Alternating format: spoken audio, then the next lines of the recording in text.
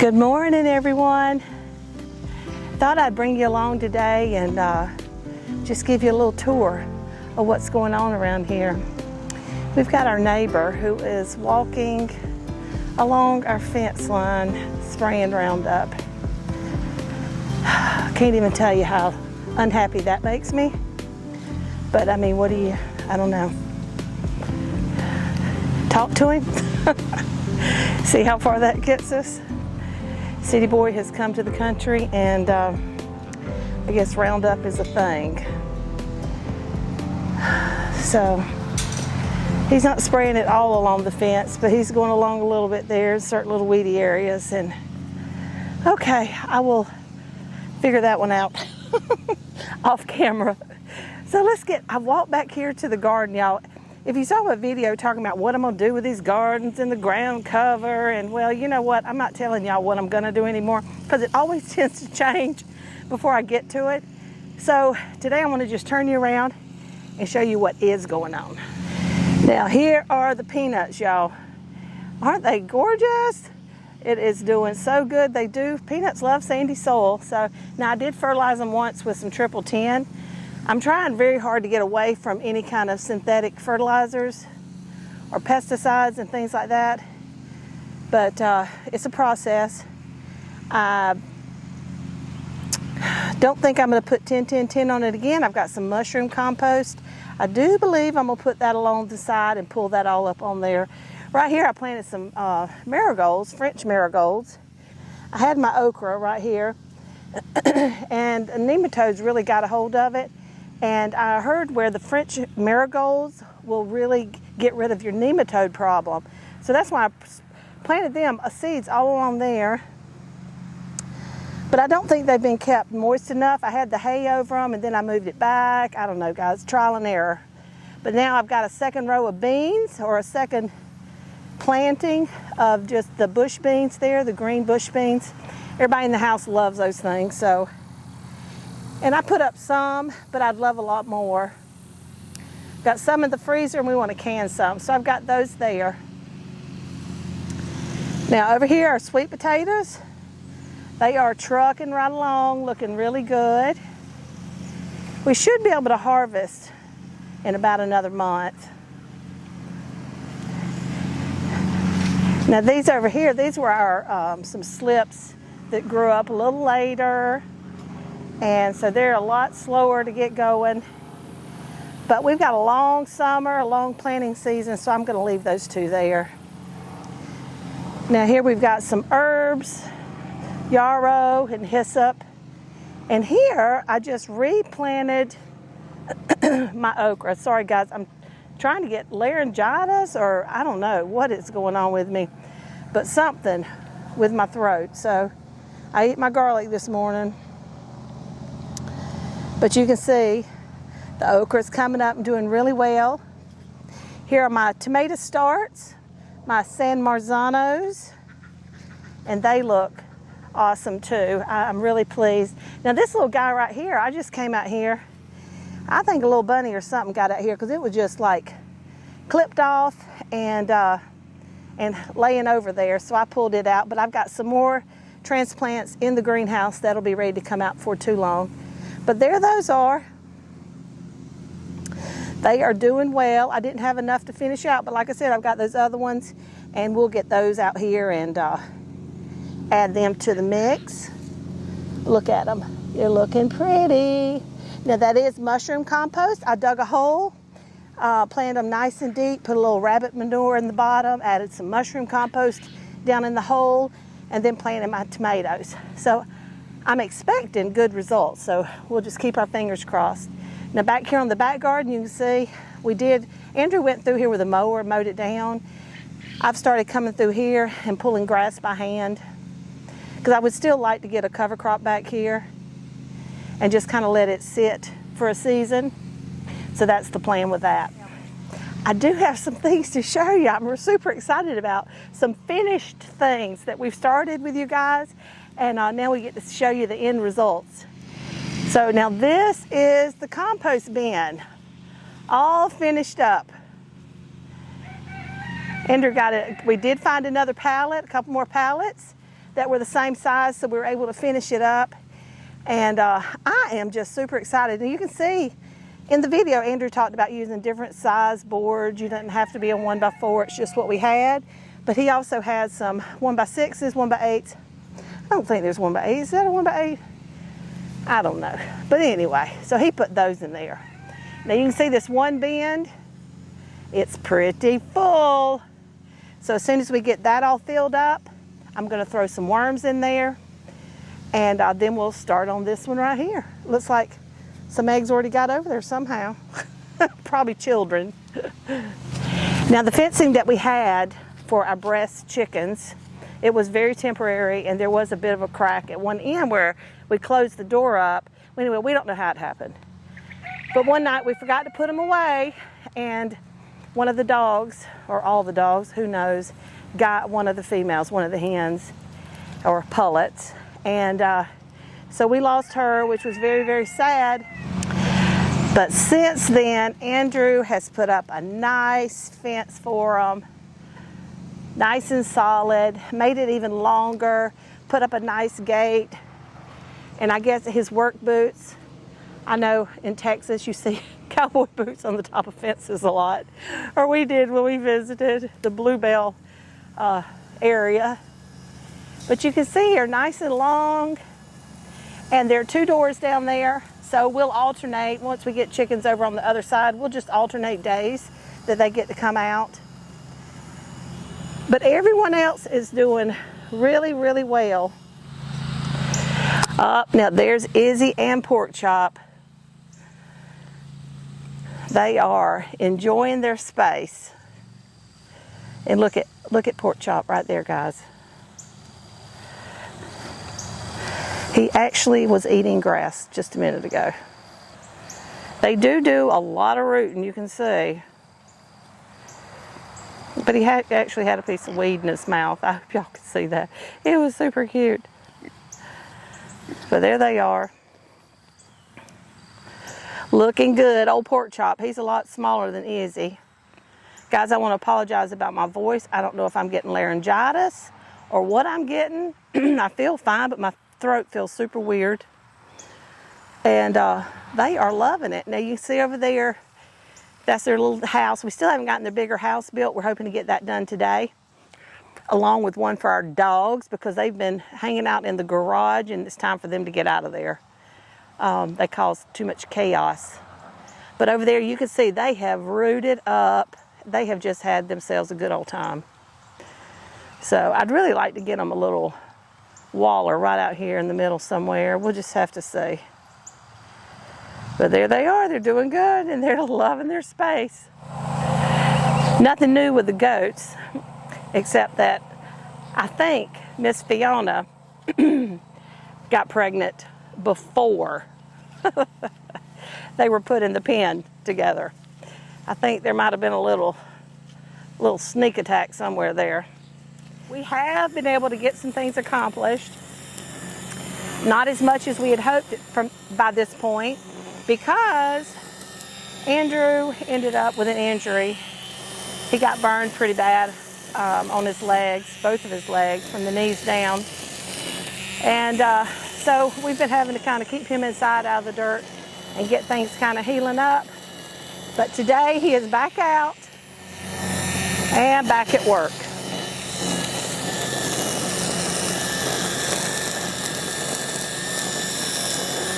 Wave at everybody, honey. Wave at everybody. Whew. I hope you're inside watching this video in the air conditioning, because it is hot out here. Lord, child. So I'm going to go inside and take you along today and make some lard. How about that?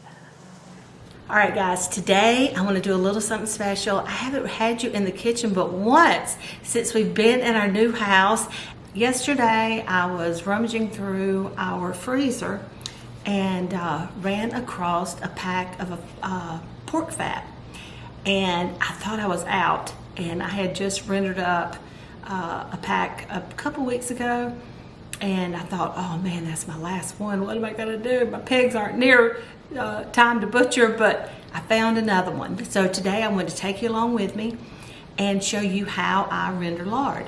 Now, I know there are tons of videos out there on how to render lard, and I've tried a couple of different ways in the past, and this last time I made it, I liked the best. And the reason being because at the end, I end up with some crackling.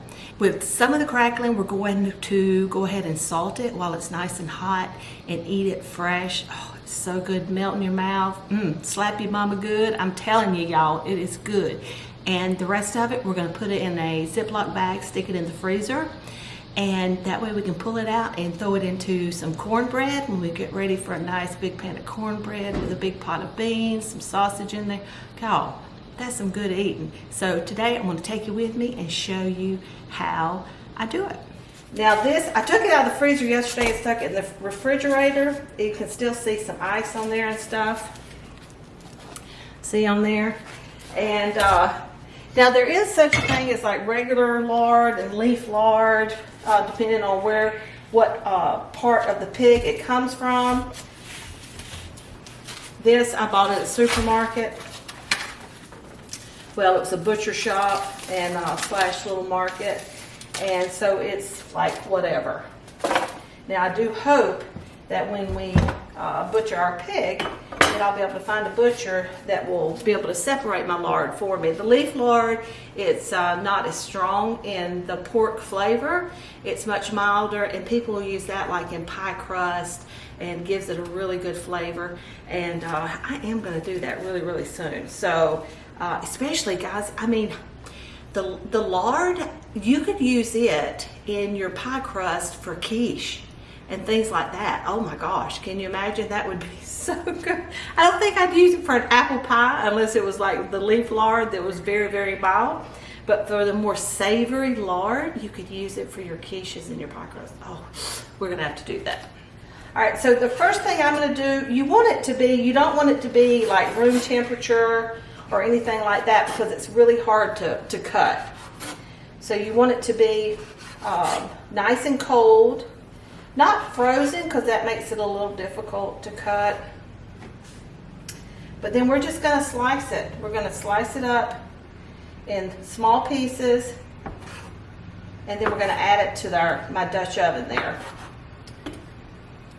I haven't even started heating the Dutch oven yet, but we will. Now, some people actually like keep the fat really good and cold, and because you'll need it really cold, like probably partially frozen still would be good, like through a meat grinder, and you can stick it in there. I don't have a meat grinder. And some of these chunks, this is what's going to end up turning into crackling. It cooks all the fat, cooks the fat down. But then you have these bits that don't cook down, and that's what you end up with the crackling. And this meat that you can see that is through the fat. Some people will cut all the meat off and have nothing but the fat left. But that meat just ends up, it doesn't melt down, doesn't melt away to nothing. It'll cook the fat off the meat, render it down, the fatty part. And then what's left is the yummy goodness that we can use in cornbread or as a snack. And Andrew is out there mowing grass on this very hot day. So he will really enjoy a yummy snack once he cools off. When he comes in, it cools off. Now I'm just going to continue doing this until I get a nice little bit in the bottom of my pan, and it'll begin to melt. And then I'm just going to keep cutting this stuff up. And then I've got my stove on a very low setting. It's like a medium low. And now, because you want to cook this really, really at a very low setting. That's why a lot of people will use a crock pot. So I've got mine on medium low just to heat my pot up. And then once it starts heating, or gets all heated up, gets nice and warm, I'm going to turn it down to its lowest setting. Now, sometimes, like on my old stove, it didn't run as hot. It was an older stove. It didn't run as hot. So you just have to, figure out, what's a good temperature for you. You want it to be nice and low and just melted and keep it stirred because you don't want anything to start burning. And yes, cutting it by hand is tedious and it takes some time. And the last time I ended up with a pure blister on my finger. But to me, it is worth it. It really is worth it. Now, even though I bought this fat, this pork fat from the butcher's market, and you may be thinking, oh, well, that animal might have been fed, this grain or that grain, and it's not grass-fed and organic, and because, you know what, the chances are it probably wasn't. That the pig probably was not fed organically. I don't know that, but, the chances are that it probably wasn't. But, even with that being said, this is still healthier than those oils and shortenings that you are going to buy in the store. Why? Because this is not going to be full of preservatives. It's all natural. We're going to render the fat down. I've got a jar already in the fridge, so all of this will go in the freezer. I'll stick it in pint jars, mason jars, and then just put a lid on it, and I'm going to stick it in the freezer, and then it will keep for a good long time. Now, once we get some fat out of that, where it starts melting down, all the other, it's like, when you're frying something, it all starts cooking a lot better and a lot easier. It's getting that initial little layer of melted lard there, or rendered lard. Now, I have my jar set up. Now, the jar was washed in hot soapy water, and it's very dry on the inside, but I did run hot water on the outside of the jar just to kind of warm it up a little bit. And then I have my funnel and my little basket here, and then I put a little cheesecloth over the top too, because I want to make sure that I don't get any bits in my lard. I'd like to keep it nice and clean. So next, we're going to get our ladle. I'll bring my jar nice and close over here to the edge, and then I'll just begin ladling some of this beautiful rendered lard into my jar.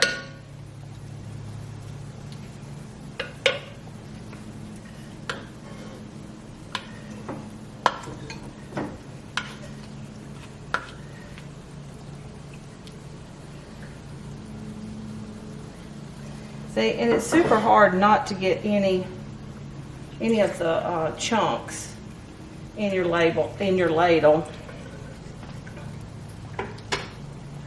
See, and there's still a lot of rendering to do. But it's like any oil, the more it cooks, the darker it gets. So if you render it off as it melts, then you're going to have a nice white lard as your end product. All right. See, now I only got a couple of ladles, and it's still, there's a lot of fat left in here, so we got a lot of cooking to do still. Now, like I said, this takes time, guys, so you got to be patient, but it is so worth it. And so far, here we go. 2 little ladles. We got, what, about 1/3 of a pint. The fat that ended up in there, I'll just dump it back in there and we'll go again. But you can see all the little tiny bits that the cheesecloth caught, and which some of that could have made it through that little basket. So that's why I put the cheesecloth on there. Now, while the lard is rendering, I just wanted to share something with you. Many of you have heard me talk about herbalism and my start into the adventure of herbalism. And I just wanted to share a couple of books with you that I am just, for the beginner, guys, these are excellent books. There's lots of recipes. There's in this one right here, and in this one it's the Herbal Companion. I mean, when it comes to cooking or making things for your animals, deworming, all kind of natural stuff, guys. Utter Bomb, I mean, just good stuff. This one right here, the same thing. Look, tons of salves, tonics, tinctures, really good stuff. I will link both of them for you in the description box below. And here are a couple of things that I have started that I will actually drain off today. And this is my lavender oil. And all of these recipes, they are in here. They teach you how to make these herbal oils that you can use in salves and in all kinds of different ways. So I will strain this off, and then we'll have just the oil, and I'll be able to create some things with that. And like right here, you'll see lavender, my paint tape for a sticker, but lavender oil, and then the date that it was ready to separate to pour it off. And I put down what kind of oil I used with it. With this one, I used avocado oil. And then with this one right here, I have passion flower, and it's smaller because this, the lavender, we can't grow lavender for squat down here in Florida, or I can't, and a lot of friends I know can't either. But anyway, so I bought this, the dried lavender, but this, the passion flower, we picked out of our yard, and I cut it up and put that in here, fresh. So now this one here, this one isn't in oil, it's actually in a tincture. And this one, a chamomile, and I used grapeseed oil and the date there. So these are all things that I'm going to make salves out of. And I'm super excited. One I did with cayenne pepper, and you make a salve out of that, and it's really good for achy muscles and bones. And I have a 13-year-old that a lot of you have probably heard me talk about, that's big into basketball and a lot of growing pains and aching, and so I'm really hoping that's going to help him out. I'm going to let y'all know what he thinks about it. But here are the books right here, guys. You can just pull them up yourself, the names of them there in your Amazon cart, and put them in your Amazon cart, or you can, if you'd like to help our channel, which we would really appreciate, you can use the links in the description box below, where we do get a small percentage for any sales that are purchased or any merchandise that is purchased through those links. It's looking good. This right here, this is what I was looking for. This is our crackling. So I'm going to cook it a little bit more. See these really dark pieces? That's the meat. Those pieces we will definitely pick out, and it will not go in the freezer for crackling for the cornbread. But you see all the grease in there? We're still going to pour all that up, but I'm going to leave that little bit in there. So these little bits, all these little fat bits, they can cook down a little bit more and get super crispy. And ooh, yummy goodness right there, guys. All right, we're almost there. And I have the stove on the very lowest setting, so you can see it's just a really soft simmer. Well, we are there. Look at that, golden brown and absolutely gorgeous. All right, so we're gonna turn the oven off or the stove off. Get my little mitt, and we'll get the rest of this poured up over here. Now, actually, I want to strain every bit of these brown bits because we want to get every bit of the grease out of there that we can. So for that, we're going to move over here to this bowl, and then the remainder, and that way whatever's in the bowl comes out in the bowl. We'll be able to move over and into the our jar. But what I'm going to do is let this cool a bit so that I can pick it up and actually give it a squeeze. And right now, it is so hot, there's no way I can do that. So I'm going to let it sit there and drain. just until it cools off a bit. So then we'll give it a really good squeeze once it cools off a little bit where I can handle it and get all that wonderful, beautiful pork fat down there in the bowl, and then we'll pour it over into our cup, and we'll cool this off, get some salted up and ready to eat. Now you can see here that this is already starting to kind of where it's not translucent anymore. You can't see through it. So it's beginning to cool, and the more it cools, the lighter it'll get. Now this one here, it's still going to lighten up just like that one, but it'll probably be a little bit darker than that one once it's cooled all the way, just because it's cooked for a longer period of time. All right, so see if we can give it a little bit of a squeeze without dropping them everywhere. Just to get as much of that grease out of there as we can. I think it has drained pretty darn good. So we'll turn it out on this paper towel so that we can let it finish cooling. And we're going to salt some of it and eat it, because this is good stuff, guys. Now you do want to try to like really drain the oils, and so that when it dries and when it cools, it'll be nice and crispy.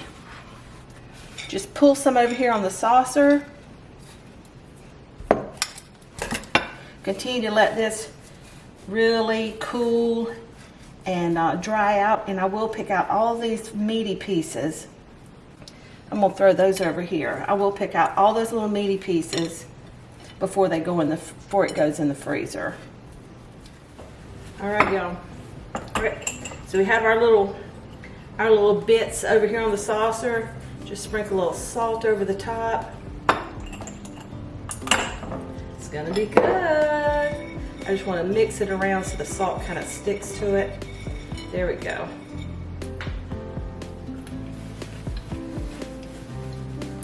That's good stuff, y'all. Well, y'all, I hope you enjoyed this method of rendering lard as much as I do. And if you ever have any questions or comments, please be sure and leave them in the comment section below. I love to hear from you. And thank you so much for hanging out with me here today on the Homestead. And until next time, take care and God bless.